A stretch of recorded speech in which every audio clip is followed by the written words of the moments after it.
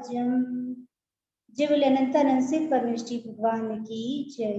दिवालीदेव श्री 1008 शांतिनाथ भगवान की जय।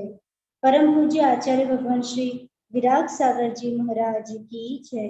द्वादशाम झिनवाणी माता की जय। माता जी की जय। श्री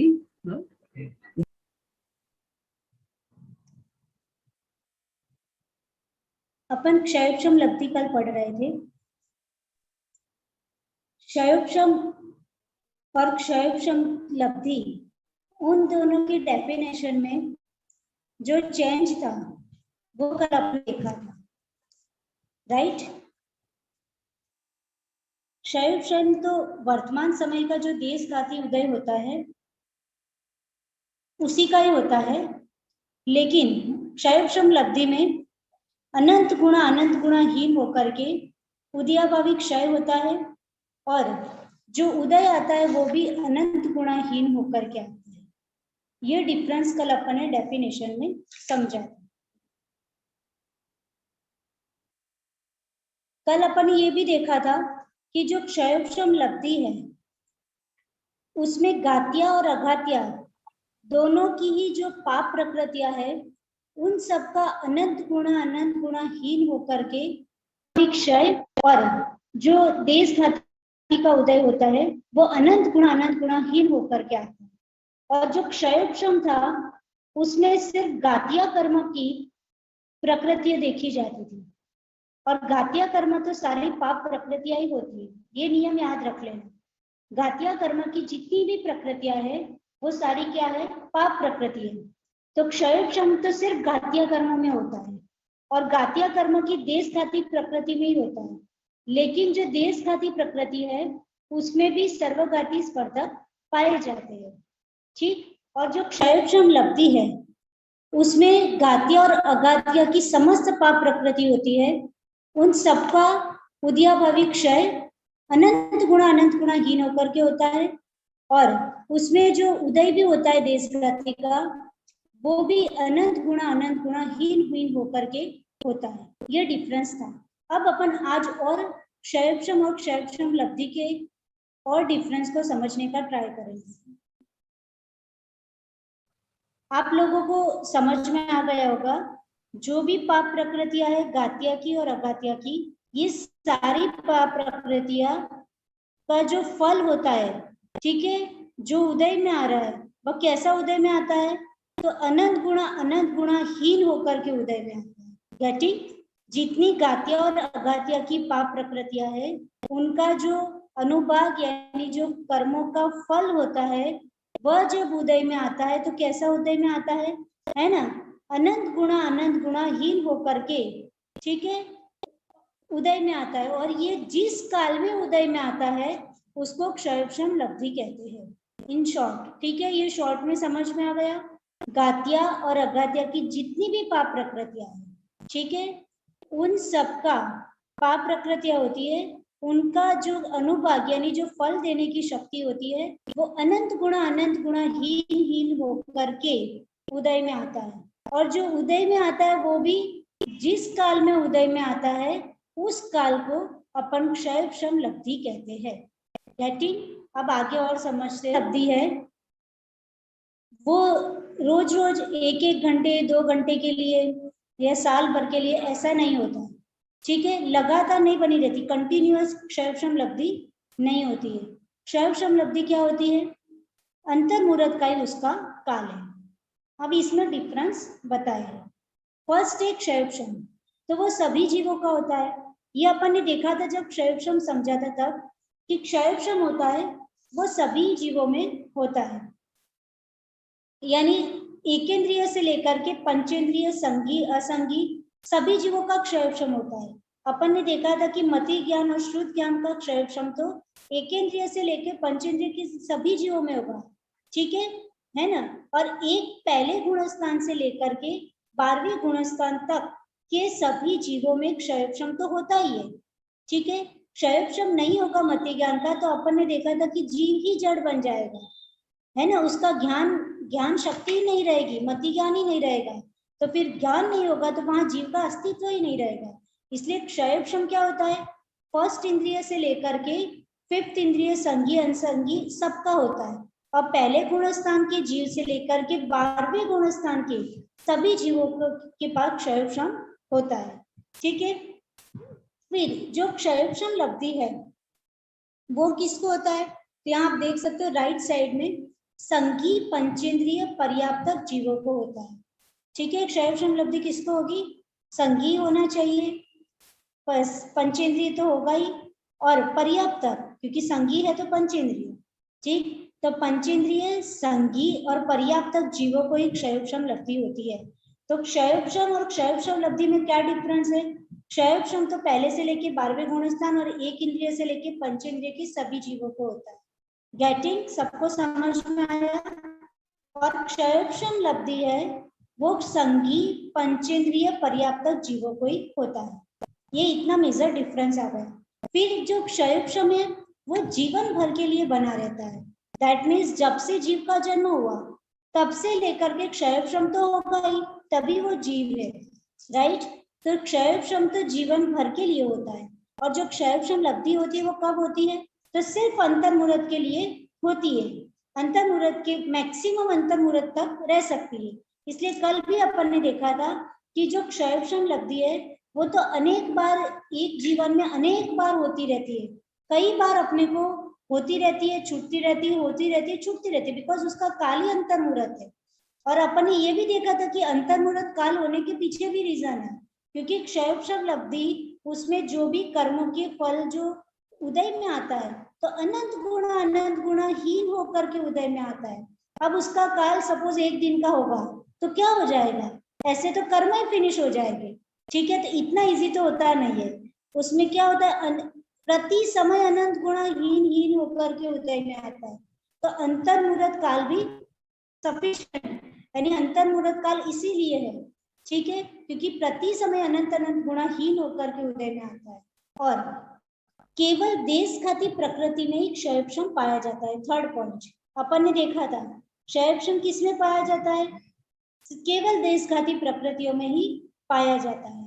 जैसे अपन ने क्षयोक्षम की डेफिनेशन देखी थी, तब भी उसमें जो सर्वघाती स्पर्धक थे वो देशघाती में कन्वर्ट होता था और फिर उनका वो उदय में आते थे। जो सर्वघाती स्पर्धक ऑलरेडी जो सत्ता में थे उनका अपन क्या कर देते थे, उपशम कर देते थे, और खाली देशघाती जो स्पर्धक थे भविष्य के वो ही उदय में आते थे।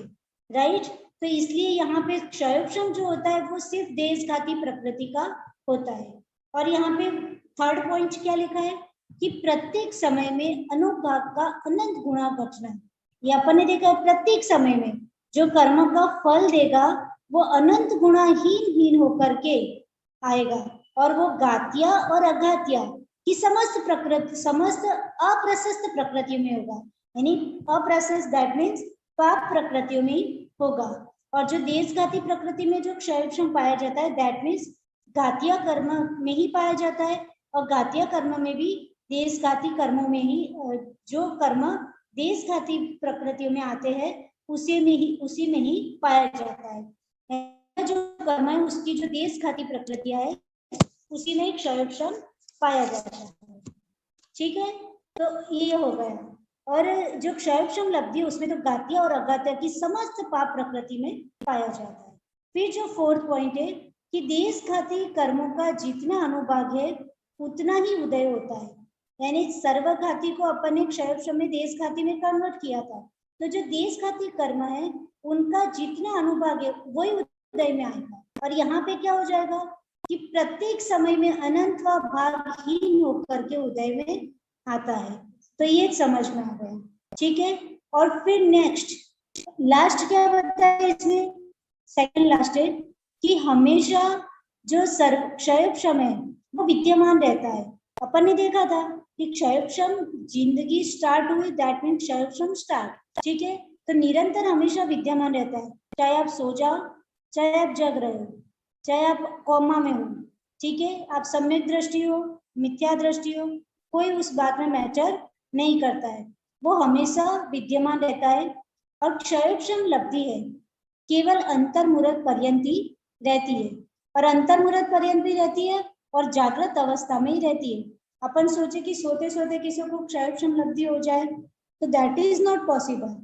क्षयक्षम तो रहता है, लेकिन क्षयक्षम लब्धि क्या होती है, अंतर्मुहूर्त पर्यंत रहती है और जागृत अवस्था में ही रहेगी, क्योंकि उसमें अनंत अनंत गुणाहीन भी हो रहा है, तो उतने उतने परिणाम निर्मल निर्मल होते जाते हैं। अब सोती अवस्था में तो व्यक्ति सोच ही नहीं रहा है, राइट, तो वो क्या परिणाम निर्मल करेगा, क्या विशुद्धि बनाएगा, इसलिए अनंत अनंत गुणहीन हो रहा है, तो उस समय उसके परिणाम क्या होते रहे, अत्यंत निर्मल होते जाते हैं, निर्मल निर्मल होते जाते हैं, है ना, इसलिए अनंत अनंत गुणहीन होता है।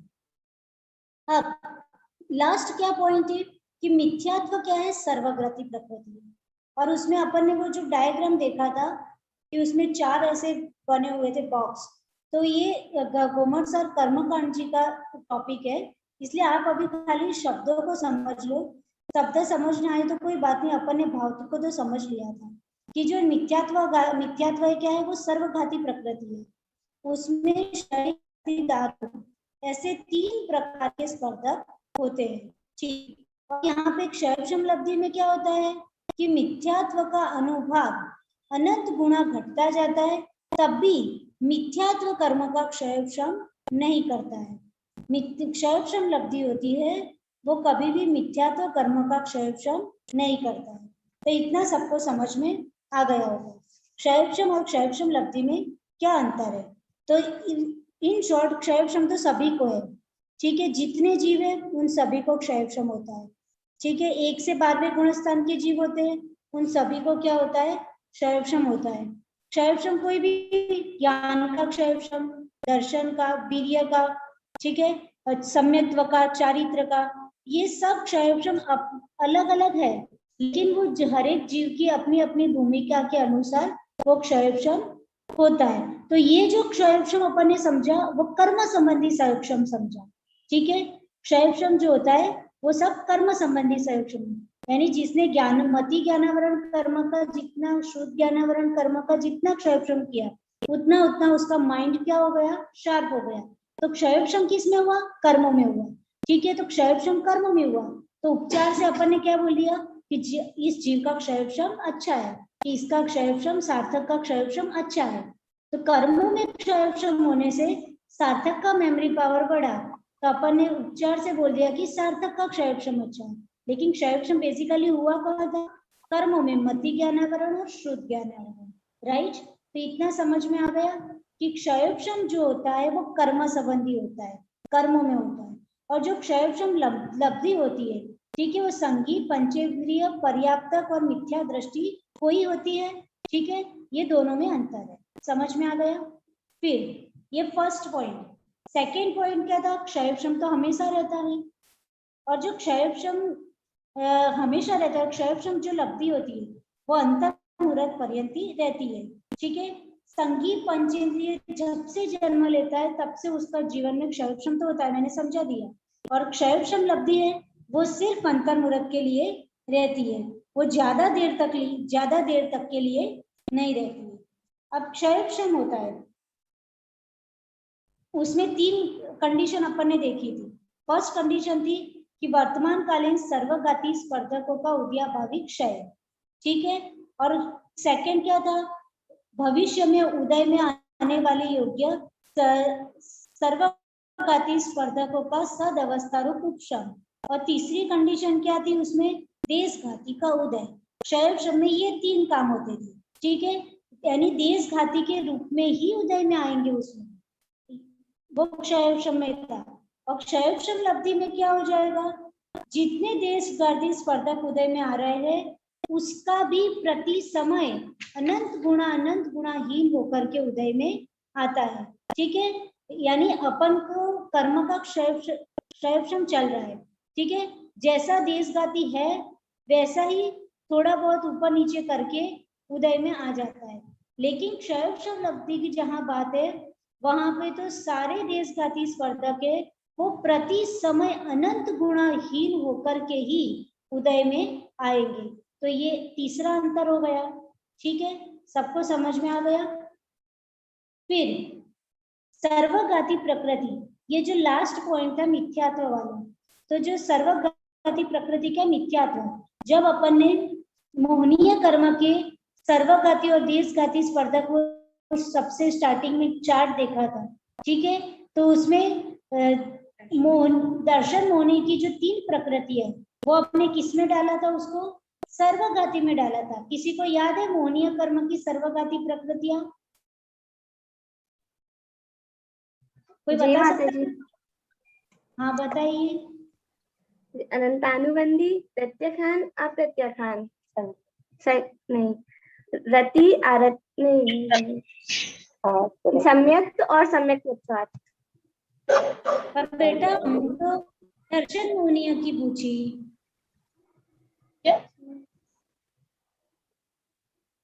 मोहनी की 3 है ना,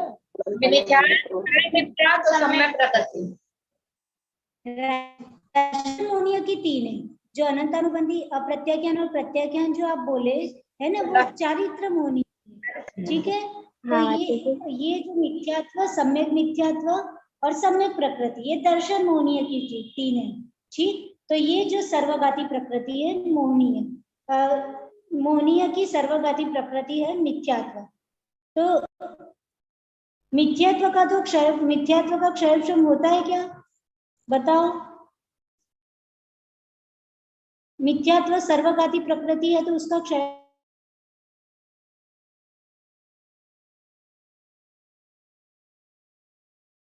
होगा माता जी।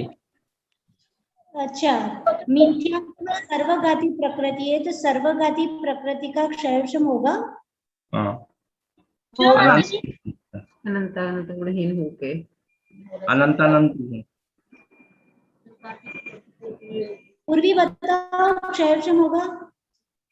नहीं होगा। अच्छा, क्यों नहीं होगा? अच्छा, जो होगा बोला वो कैसे होगा? माता जी, क्योंकि जो उसकी डेफिनेशन में था ना कि वर्तमान कालीन सर्वघाती स्पर्धकों का ओधियाभावी क्षय होगा। नहीं माता जी, अच्छा वो तो देशघाती के सर्वघाती स्पर्धक होंगे, नहीं होगा माता जी। हम बार जिससे आप लोग कंफ्यूज ना हो। जो क्षयक्षम होता है वो सिर्फ गात्य कर्म में होता है, तो ठीक है, दर्शन मोहनीय गात्य कर्म में आएगा। लेकिन वो जो दर्शन मोहनीय की जो मिथ्यात्व प्रकृति वो किसकी है? सर्वघाती की है, ठीक है। और जो क्षयक्षम होता है वो किसमें होता है? सिर्फ देशघाती में ही होता है। और जो अपन जो देखते हैं कि वर्तमानकालीन सर्वघाती स्पर्धकों का उदयाभावी क्षय, वो किसका? देशघाती के जो सर्वघाती पार्टिकल्स है उनकी बात है, ठीक है। और ये जो मिथ्यात्व है वो किसकी है? मोहनीय कर्म की सर्वघाती प्रकृति है। समझ में आया? तो फिर मिथ्यात्व का क्षयक्षम होगा? नहीं होगा। कितने लोगों को नहीं आया समझ में? ये तो समझना होगा, नहीं तो आगे फिर करुणा ने के सब्जेक्ट में थोड़ी डिफिकल्टी आएगी। माता जी एक बार और बता दीजिए, मतलब शॉर्ट में समझ नहीं। हम तो हर बार बताते, ईच एंड एवरी लेक्चर में हम ये वाली बात बताते, पर आप लोग एकदम मन में अच्छे से समझ लीजिए। हम चार्ट जो दिया था ना स्टार्टिंग में, एक व्हाइट कलर के फॉन्ट से लिखा हुआ था, ऐसे यहाँ पे देशघाती, यहाँ सर्वघाती, गातीय कर्म की 47 में से देशघाती 26, सर्वघाती 21, वो याद कर लीजिए। पहले ये याद कर लीजिए कि क्षयक्षम किस में होता है, गातिया की अगातिया में?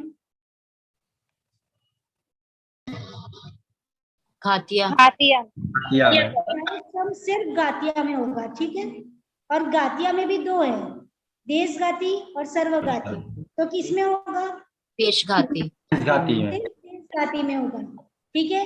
तो जितनी भी गातिया कर्म की सर्वघाती प्रकृति जो राइट साइड थी, उन सबको अपन क्या साइड में रखें कि सर्वघाती में तो होगा ही नहीं। अब किस में होगा? देशघाती में होगा। तो देशघाती में भी अपन ने देखा था कि देशघाती में भी जितनी देशघाती प्रकृतियां है उसमें भी सर्वघाती के पार्टिकल्स हो सकते हैं।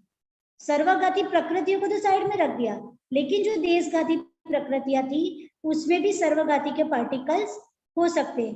कितनी बार मैंने एग्जाम्पल से समझाया। सपोज अवधि ज्ञानावरण और मनःपर्य ज्ञानावरण अपने को नहीं है, तो अपने को अवधि ज्ञानावरण और मनःपर्य ज्ञानावरण का किसका उदय चल रहा है?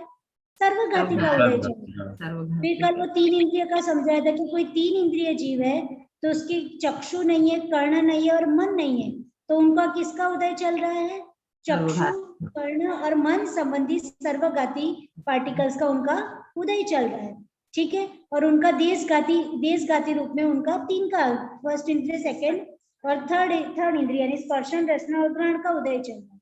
ठीक है, तो इतना समझ में आ गया। क्षयोपशम सिर्फ घातिया में होगा, है ना, और घातिया में भी जो देशघाती प्रकृति है उसमें ही होगा। और ये जो अपन बोलते हैं कि वर्तमान कालीन सर्वघाती पर उदय में आने वाले सर्वघाती प्रकृति, तो उस मिथ्यात्व के साथ व्यक्ति दुखी है, तो मिथ्यात्व तो सबसे बड़ा पाप है। ठीक है, तो मिथ्यात्व क्या हो जाएगा? सर्वघाती प्रकृति। वो चार्ट आप एक बार समझ लेना, याद कर लेना, तो आपको हर जगह समझ में आएगा कि कौन सी देशघाती है, कौन सी सर्वघाती। जो सर्वघाती होगी उसमें तो क्षयोपशम होगा ही नहीं, और देशघाती में जिनका अपने अपने इंद्रियों के अनुसार द्रव्य क्षेत्र काल भाव काम करेगा, उतना उतना उसका क्या हो जाएगा? सर्वघाती का उदय समझा जाएगा। और जो उसके पास अवेबिलिटी है उसका देशघाती का उदय हो समझा जाएगा। और जिनका देशघाती का उदय, जैसे सपोज अपने पास मति ज्ञान, शुद्ध ज्ञान सबके पास है, लेकिन सबका देशघाती का उदय सेम है क्या? नहीं। समझा है ना? देशघाती का उदय तो सबका है, अपना मति ज्ञान, शुद्ध ज्ञान सबके पास है और सबका देशघाती का उदय है। ठीक है, उसमें क्षयोपशम क्या देशघाती का सबका सेम है? नहीं है, सबका अपनी अपनी विशुद्धि के अनुसार क्या है? डिफरेंट है। किसी का क्षयोपशम बहुत अच्छा है, किसी का बहुत कम है। ठीक है, तो ये क्या हो गया? देशघाती में भी किसी का तीव्र उदय है तो उसका क्षयोपशम क्या हो जाएगा? कम हो जाएगा। और देशघाती में किसी का मंद उदय है तो उसका क्षयोपशम क्या हो जाएगा? अच्छा हो जाएगा। ठीक है ना, समझ में आ गया? अब इतना फंडा सबका क्लियर हो गया?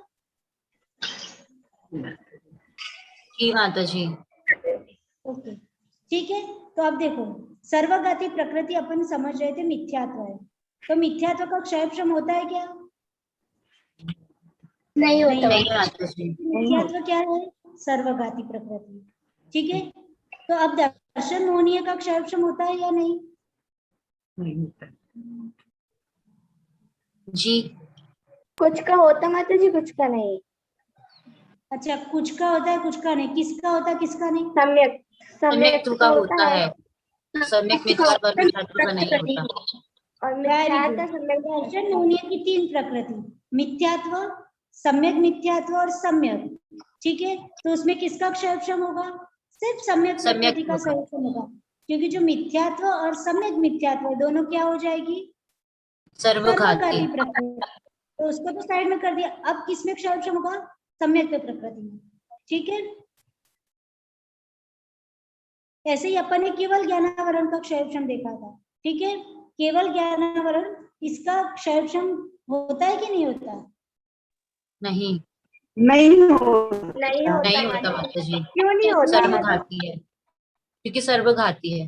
सर्वघाती केवल प्रकृति। ज्ञानावरण क्या है? सर्वघाती प्रकृति है, इसलिए केवल ज्ञानावरण में क्षयोपशम नहीं होगा। उसका मतलब उसका उदय हो सकता है या उसका क्षय हो सकता है। ठीक है ना, तो उदय आएगी तो पूर्ण एकदम चक्कास उदय में आएगी। ठीक है, केवल ज्ञान प्रकट हो जाएगा सीधा। ठीक है ना, और क्षय एकदम 4 केवल ज्ञान आएगा तो बाकी के 4 ज्ञान को हो जाएंगे। मति श्रुत अवधि मनना की अब क्या जरूर, जब केवल ज्ञान हो गया। ठीक है, यानी अपन बोलते ना तत्वार सूत्रों में पढ़ते कि एक ज्ञान होगा तो कौन सा ज्ञान होगा? केवल ज्ञान, है ना। 2 ज्ञान कौन कौन से ज्ञान हो गए? मति और श्रुत। 3 ज्ञान हो गए कौन कौन से? मति श्रुत अवधि, अथवा किसी को मति श्रुत और मन पर्याय ज्ञान, ऐसा हो सकता है। तो जब केवल ज्ञान है वो तो उसका तो उदय हो सकता है, क्षय हो सकता है, लेकिन उसमें क्षयोपशम नहीं हो सकता। क्यों नहीं हो सकता? बिकॉज वो सर्वघाती प्रकृति है। ठीक है, उसमें देशघाती के पार्टिकल्स केवल ज्ञानावरण में नहीं है, इसलिए उसका क्या हो जाएगा? क्षय होगा या उदय होगा? और क्षयोपशम केवल ज्ञानावरण में नहीं होता। समझ में आ गया? माता जी हाँ पूछो।